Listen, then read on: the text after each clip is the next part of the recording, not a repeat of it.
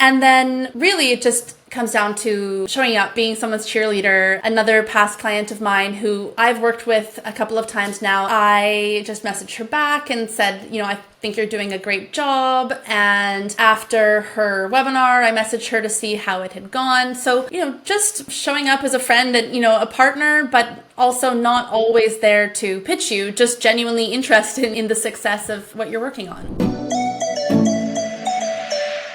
Hey friends, welcome back to the show. Today I have Katie Peacock joining us. And if you are looking for more referrals, more repeat clients, more creative ways to meet new clients, then today's case study is going to be right up your alley.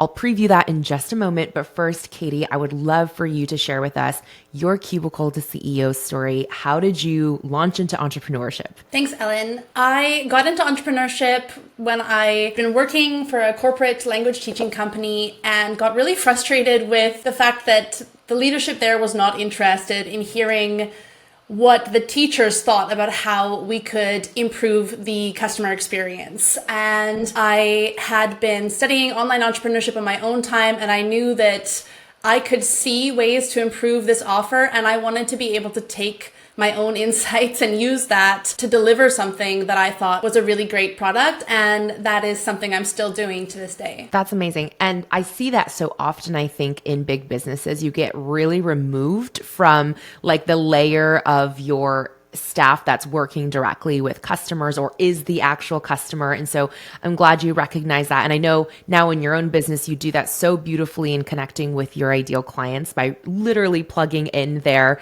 words into your messaging and really making sure you address their needs. So you are here today to talk about 3 intentional strategies that you actually implemented in your own business to secure $257,367. Yes, Katie did her homework, y'all. She went through and actually pulled her books and she has like a whole, if you're watching this on YouTube, she literally has like a whole printout in front of her. So we're really getting into the data here. But $257,000 and some odd dollars of additional revenue that you've added to your business through referred clients, repeat clients, all the things we talked about, incredible. And specifically over the last 6 years, Katie actually broke this down for us further. So over the last 6 years, which by the way included 2 maternity leaves, Katie was able to generate, and here's a breakdown of that, $86,682 from referrals specifically, so people in her network sending her new clients, $98,016 from clients that she first met or gained through paid programs that she joined. And then repeat clients made up another $185,264.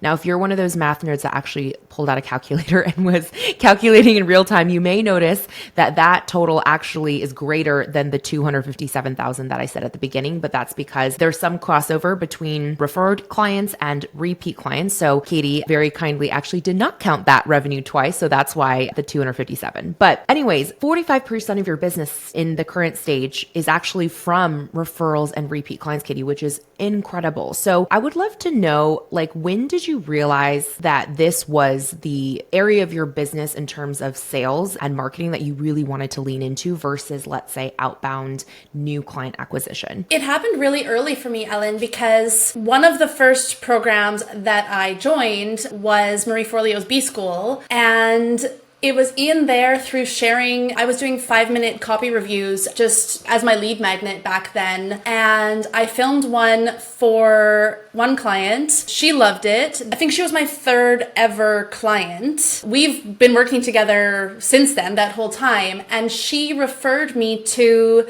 a colleague of hers. Actually, through doing this math, I realized is my largest client to date. And so it was really from, my 3rd ever client referred me to a colleague of her own, and I saw really how powerful referrals can be in particular, because people come to you already, primed to trust you and bought into the process that you use to deliver those results. Absolutely. And that's powerful. Wow. How early on in your business. Actually, it's interesting you talk about that because the other day I was reviewing my own books and I realized that similar to you, there's a client that we've had for many, many years now who has generated a significant percentage of our revenue every year. And it was, this one-off referral from like 4 years ago. And I never really thought about it front of mind until I saw it in my spreadsheets. And so this is your reminder for all of you listening. Look at your numbers. They tell a story and they give you clues to how you've built your success and how you can continue to amplify it. So let's get into the actual strategies. Strategy number 1, I'm especially excited about because you actually ask a very specific question in your testimonial collection forms, feedback forms that you send to your clients after they work with you. So I'll let you tell us what the question is. And then I'd also love for you to tie in with that question why you believe this question is an opportunity that helps illuminate repeat business opportunities. Absolutely. So I'm a huge proponent of testimonial collection forms, period. And one of the reasons that I love them so much is that asking the question, what type of support would you be interested in having from me going forward, really gives your client the opportunity to dream up, their ideal solution. And you might choose to create a custom offer for them based on how their answer to that question. You might use that answer to conceive a new offer that you can, offer your audience at large. But it is just the perfect way of keeping the door open and not offboarding someone, but rather making it really clear that you're interested in this being an ongoing relationship and you offering ongoing support. Absolutely. And I think it's cool that you are putting them in the driver's seat, right? You're not saying, hey, here are the additional services that I offer that we can work on together if you need me in the future. You're saying, what in your wildest imagination would it look like for me to support you? And you leave that open-ended. One thing that came to mind for me is, and I'm sure a lot of our listeners and maybe even yourself can relate to this, it's so hard sometimes to get people to fill out the feedback form, right? I know even as a client myself, and I feel so bad saying this out loud, but it's true. Like, even if I have the best intentions and I loved working with someone and I want to sing their praises, sometimes it just gets lost in my to-do list. And so what are some of the effective ways you have found that get your clients to actually fill out the form and specifically answer this question? Great point. So number 1, I use Typeform, which I absolutely love. It is just a really beautiful survey tool that has a really great user experience. I think that's part of it. And I secondly would say that I send it as a survey with very specific questions. I don't expect long answers to those questions, but on the welcome screen of the survey, I tell people, I'd love to get your feedback. Give me your honest thoughts. I will edit that into a testimonial and send it to you for review before it's published anywhere online. And that means that my clients don't need to put a lot of cognitive effort into making it sound good.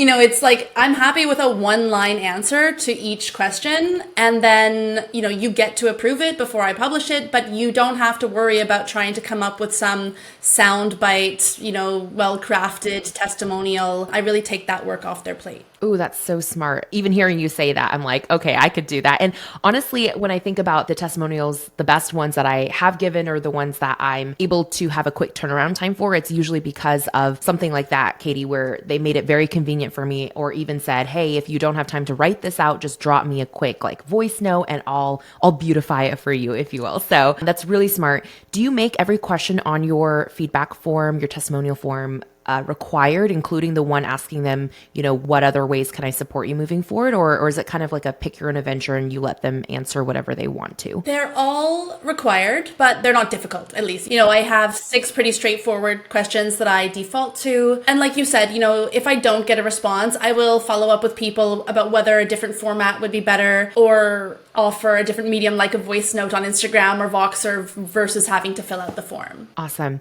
And what has been the most surprising response that you've gotten to that question? What kind of support would you be interested in having in the future? Something that maybe prompted a new service or offer that you never thought to create before you saw the answer? Well, one of my favorites, it ended up resulting in a custom project, but I had a client who found me on Google and was looking for a new sales page. So I, pitched her my offer for that and delivered the sales page. And when she was filling out the testimonial collection form, I should preface this by saying she was very skeptical about hiring a copywriter. She knew their funnels were a disaster. She knew they needed help, but she was very skeptical. And when she got to that final question, I said, what kind of support would you be interested in going forward? And she said, lots. We will talk. And so it wasn't a specific, she wasn't dreaming up her ideal solution. She was just letting me know that she too saw this as the beginning of a partnership, that we would continue working together. And so in response, I said, why don't we get another call in the books to discuss exactly what you're looking for? And I ended up, pitching her a full other done for you project that ultimately tripled the total lifetime value of that relationship. That's incredible. And is this by any chance, because I know you referenced in our data collection prior to this interview, a case study, a mini case study within a case study, if you will, of a 5K VIP week client that turned into a retainer client? Is that client? No, this is another one actually. Oh, wonderful. Yeah. Okay. Tell us about the next one then. So you had a $5,000 VIP week client that you turned into a retainer client that has since generated about $31,000 of lifetime value for your business, which is amazing. So how did that one come about from this testimonial collection form? Yes. So that client was somebody I met through a paid program that I was in, and she reached out to me to redo her website in the context of this VIP week. And, by nature, a VIP week is a time constrained, specific project where you have a specific goal that you're achieving in that time. And so when she replied to what kind of support would you be interested in going forward, she said, I've had the fast and furious version. Next, I want to go in depth. And so from that VIP week, the next way she worked with me was an 8-week offer I had that was all about developing your signature offer. So that was the first step that we took to, going more in depth together, creating this group program. And then subsequently, we've worked together for a variety of additional VIP days, additional VIP weeks. And then ultimately I said, you keep coming back for more, but I think you need less done for you copy and more strategy. And so I pitched her on this messaging strategy retainer where we meet regularly, and that relationship is still ongoing. Wow. That's incredible. And I love that as you kind of get to know a client better too, you're able to better assess, right? Like exactly where their gap is. And I'm glad you mentioned the initiation of this connection was in a paid program that you were part of, because that leads perfectly into our next strategy, which is you actually joining paid programs and connecting with other students in the program who then become either referral partners or sometimes even clients, as was the case you just described. This pay to play strategy can sometimes be controversial. I actually totally agree with you. I think the best and fastest way to get in the room with the people that you want to do business with is to pay to be in the room. So I think it's incredibly smart. But I know that you said a huge caveat of the strategy is obviously you're not signing up for a program with the intention of pitching people, right? So knowing that, how are you fostering these intentional relationships with people? Because when I think about joining a group program, typically you're on like group calls with people. Maybe you're in some sort of community like Circle or Slack or Facebook group. But outside of those opportunities, how are you actually developing the types of relationships that would end up with referrals? I think one of the most important strategies or, things that I'm doing in this approach is being selective about what type of container you're joining, because this is important to be joining spaces where you're not going to be surrounded by other people who do the same work you do. So I think there was one other copywriter in the program, and some people who were in the program ended up working with her and didn't work with me, and there was never a sense that we were competing. We were still there as peers within the program. But you want to be joining a space where you're invited to show up as the full version of yourself, because ultimately that is what has enabled me to build these relationships with people that then turn into partnerships. It's the fact that they felt that they knew me, They knew what I stood for. They knew my approach. And so really what I was doing in the programs that I've joined has always been just showing up and sharing about what I'm working on, what's going on in my life behind the scenes, what I'm struggling with, and engaging with the other people, as peers and friends first, following them on Instagram, liking their stuff, supporting their content, resharing their launch events. That kind of relationship building is a great way of just building that trust and that relationship that makes you the person they think of when they want to work with somebody who does what you do. Absolutely. So to recap, you are documenting what you're working on in real time. So sharing from the heart, behind the scenes, and then you are giving before you make any asks, right? I love, by the way, that you even help promote their launches or just show up for them in general in support. I wanted you actually to elaborate on this concept of joining paid programs, maybe outside of your niche or outside of, like you said, you're a copywriter. You're not necessarily only joining programs that are catered towards supporting copywriters. Can you give us some examples of paid programs you've joined? You don't have to name the names if you don't want to, but just like the type of program or what the purpose of the program was and how you ended up selecting them. And I guess to that point also how you knew that the other people the program was attracting would be your ideal clients or ideal referral partners. Absolutely. So I find that programs related to both mindset and biz strategy are such a great place. I mean, in my experience, those are the ones where you're really invited to show up as a full human being and really share about what's on your heart. And so those programs also tend to attract a variety of business owners in different spaces. And one thing about what made this possible for me as a strategy is that I never niched by my client's field. I niched in terms of kind of the business model that my clients were using. And so if I knew that the coach also taught that type of business model, then everyone in that program was a qualified lead in the sense that they, so they were selling a signature offer. I was helping them market a signature offer. And there was always that sense of working towards a shared goal versus any sense of competition, which I think can happen if you're in a container where everybody has the same ideal clients or is competing for the same audience. Sure. And so could you give an example of like one of the programs that you joined in, what you were there to learn about, for example? So you all have signature offers, you're all joining this program. What was like the objective of one of these programs? The main program I'm thinking of was a mastermind called Brilliance by a fabulous coach, Becky Keene. And her mastermind was about ultimately reaching your next level. I think there wasn't an income claim associated with that premise at the time. I think most people were aiming for 20 to 50K months, something around there. But what really made that program so powerful was the fact that it was a 12-month container. And I ended up re-enrolling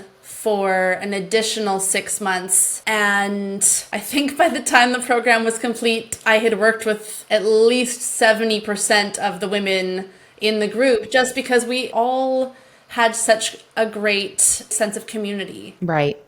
No, I think that really speaks to your rapport building abilities, right? And the way that you show up, like you said, in these containers and in fostering these relationships. I know part of this, and you referenced this already, is that you are able to show up as your whole self, including obviously organically showing your expertise as a copywriter to your peers so that they kind of get a glimpse of your skill set and what you're known for. Since, in some of these programs, like you mentioned, you're presumably there to learn about an unrelated skill, not copywriting, right? How do you find these moments to showcase your skill? Are you offering for example, like your mastermind peers, hey, I'll do a copy audit for you just as a give of value? Like, how are you tangibly showcasing that expertise? So in Brilliance, in this one program, Becky was great about actually showcasing. She was using some of the resources that I had created as references for the participants in the program. So when there was a copy question, she would give her answer, and then she might also ask me if I had anything to add, which is obviously a big leg up in terms of establishing trust and credibility. But even I'm thinking now of another program I was in, which was about personal branding. There's still opportunities to just, in the chat of Slack or of Zoom, like shoot off a quick message with something you've tried that might work, or sharing a resource. Hey, I heard you mention you're working on your welcome sequence. Here's my templates if you want to have a look. It's really just about being of service when you spot an opportunity. Absolutely. And when these people get to know you and they really trust your skill set, as a copywriter, do you find that you're getting inbound requests from people? Let's say, especially on the referral partner side. With the client side, I think it's a little bit more obvious and straightforward if someone might say, hey, Katie, I saw you, talked about this and I'm looking to hire a copywriter. But on the referral partner side, are you finding that people are coming to you and saying, hey, Katie, I just have a referral for you? Or are you actually, once you've developed those closer relationships, taking the initiative to reach out to these people and say, hey, I would love for you to keep me in mind for these types of projects or these types of clients? And if the latter, are you offering any sort of, supported structure or monetization incentive upfront? Just curious how you kind of approach that conversation. Yeah, absolutely. So I'm going to answer in two parts, if that's okay. Yes, please. First of all, when it comes to referrals from past clients, I just really can't say enough about paid programs being a space where people are trading names, because a lot of the referrals that have come to me from past clients have been people that my clients were in a paid program with. And so somebody within their program has said, do you know a copywriter? And they have put my name forward. So I'm looking at my spreadsheet. One client of mine, she was on my email list. She was a repeat client who referred two other clients my way. And so the lifetime value of our relationship, including the work that I did for her and the work that I've done for the people she referred me, was $36,000. And she found me through one of my freebies, but she shared my name with the other women who were in her mastermind. Very powerful. So it's not just the paid programs that you are physically a participant in, but also the paid programs other people are in, which is so true, by the way. I do think that the names that are said within the walls or containers of paid programs are generally more trusted and more acted upon than if someone were to broadcast, let's say, a general referral out to their community on social or sometimes even their email list. You said you had a second part to that. What was that? So in terms of the structure, I generally only really actively kind of campaign for referrals when I notice a gap in my calendar. I'll reach out to past clients and say, these are the type of projects I'm looking for. Is there anybody you could think of who might be looking for something like this? Often that results in a new project with the client rather than a referral, because it just gets them thinking about something they've been wanting to work on. But just recently have I introduced referral resource packet that I put together and a financial incentive. Previously, I've just done gifts, thank you notes and gifts. But now that I have pivoted a bit in business and I'm really actively soliciting referrals, I have put together a more kind of structured package around that. That's amazing. And I don't know if you'd be willing to provide this to our listeners, but I know for a lot of our community, we're visual learners or we learn by example. If you would be willing to share your referral resource packet, we're happy to link that in the show notes so people can kind of reference what something like that might look like. And who knows, maybe someone listening to this ends up wanting to be a referral source for you. So it could work both ways. But would you be willing to share something like that with your community? Awesome. Okay, we'll make sure to link that in the show notes. So if you're listening or watching, head to the show notes below and click that link.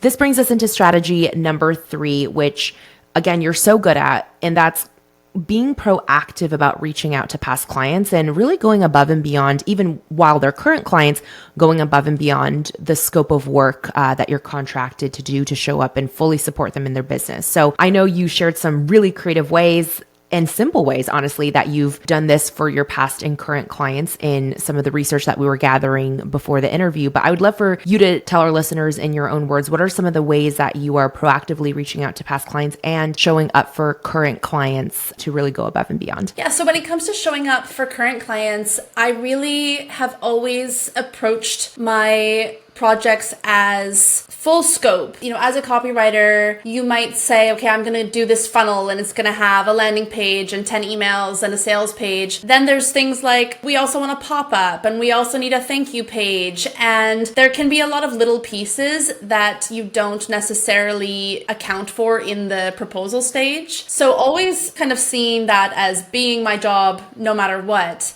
But then not just taking that as, okay, well, there's some boilerplate version, but really looking into where can I implement something that will get a bigger result than we might otherwise have expected. So one of my clients, actually the one I mentioned who was client number 3, we were working on a challenge to webinar, sequence for her. And we added a survey to the thank you page, just asking people what had made them sign up for the webinar. I think the exact question was, what are you most excited to learn about on our webinar?